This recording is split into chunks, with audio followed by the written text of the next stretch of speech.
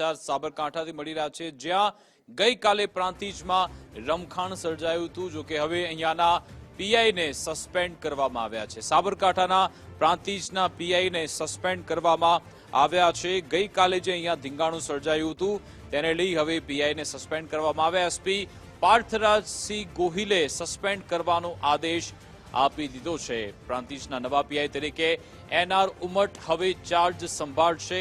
ગઈકાલે અહીંયા તોડફોડ થઈ હતી, માથાકૂટ થઈ હતી। પીઆઈ એનઆર ઉમટને ખેરોજથી પ્રાંતિજ બદલી કરાયા છે। સાબરકાંઠાના પ્રાંતિજ પીઆઈ રશ્મિન દેસાઈને સસ્પેન્ડ કરવામાં આવ્યા છે।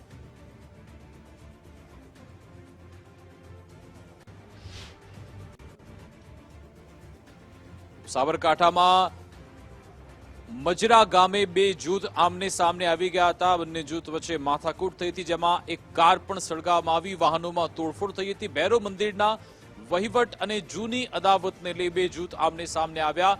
26 કાર 51 બાઇકને નુકસાન પહોંચાડવામાં આવ્યું હતું। મોડી રાત્રે 10 જેટલા મકાનોમાં તોડફોડ પણ કરવામાં આવી હતી।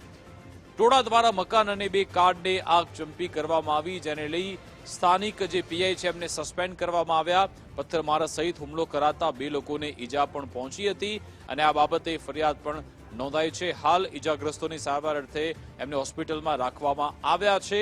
આ બાબતે પોલીસે 60 નામજોગ સહિત કુલ 110 લોકો સામે ફરિયાદ પણ નોંધી છે। ગામમાં પોલીસનો મોટો કાફલો તૈનાત પણ કરવામાં આવ્યો છે। હાલ અહીંયા અજંપાભરી શાંતિ જોવા મળી રહી છે। દિવાળીની રેલી મંદિરના ચોકમાં ગરબાનું આયોજન પણ હતું।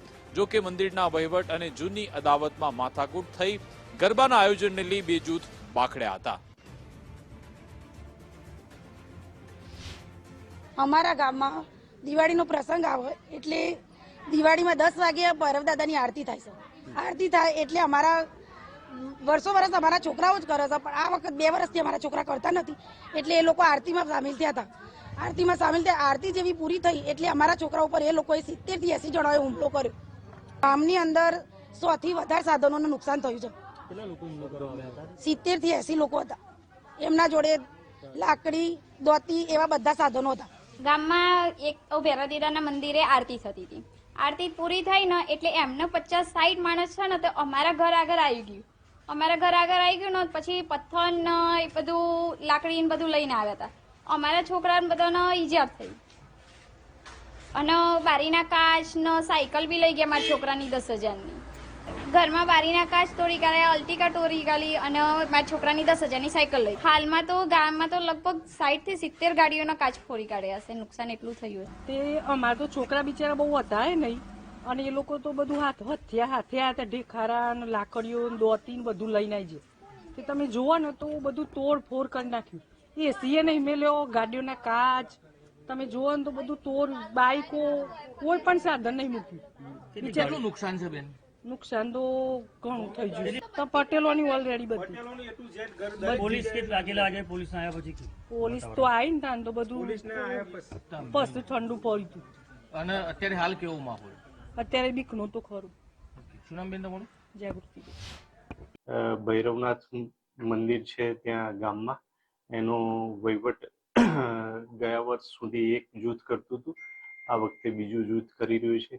અગાઉ થોડા વર્ષો પહેલા એક જૂથની દીકરીના લગ્ન અન્ય જૂથની વ્યક્તિ સાથે થયેલા છે। આ જૂની અદાવત બાબતે આ બનાવ બનવા પામેલ છે। હાલ પોલીસ બંદોબસ્ત ગામમાં ચાલુ છે અને સંપૂર્ણ શાંતિ છે। બનાવમાં આશરે 10 થી વધુ વ્યક્તિઓને ઈજા થયેલી છે તથા 20 થી વધુ દ્વિચક્રી વાહનો તથા 10 થી વધુ 4 વ્હીલર વાહનોને નુકસાન કરવામાં આવેલું છે। ઇકો ગાડી હતી એની આગચંપી કરવામાં આવેલી છે। હાલમાં સંપૂર્ણ શાંતિ છે। આ ઉપરાંત ઘરોના બારી બારણા છૂટા પથ્થરો મારી તોડી નાખવામાં આવેલ છે।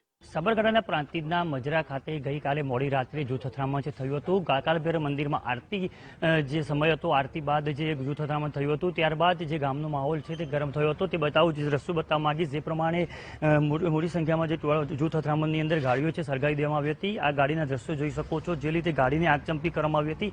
સાથે સાથે ગામની અંદર 20 થી 30 જેટલા ટુ વ્હીલર અને 20 થી 30 જેટલા ફોર વ્હીલરને નુકસાન છે તે કરવામાં આવ્યું હતું. આખા ગામની અંદર જે હુમલો થયો હતો ત્યારબાદ વાતાવરણ તંગ બન્યું હતું અને જેમાં પોલીસ દ્વારા જે કાર્યવાહી છે શરૂ કરી દેવામાં આવી હતી. તેમાં પથ્થરમારા થયા બાદ પોલીસ અહીંયા પહોંચી હતી. ત્યારબાદ પોલીસ દ્વારા સમગ્ર માહોલ છે શાંતિમય બની રહે તે માટે પોલીસ કાર્યવાહી કરવામાં આવી હતી. તેમાં 60ની નામજોગ તેમજ 120 સામે ગુનો છે તે નોંધાયો છે. ત્યારે પોલીસ દ્વારા તમામ જે કાર્યવાહી છે કરી દેવામાં આવી છે. ત્યારે ગામની અંદર શાંતિપૂર્ણ માહોલ બની રહે તે માટે પોલીસનો ચાપતો બંદોબસ્ત છે તે પણ ગોઠવી દેવામાં આવ્યો છે. યશ ઉપાધ્યાય, ગુજરાત ફર્સ્ટ, સાબરકાંઠા, હિંમતનગર.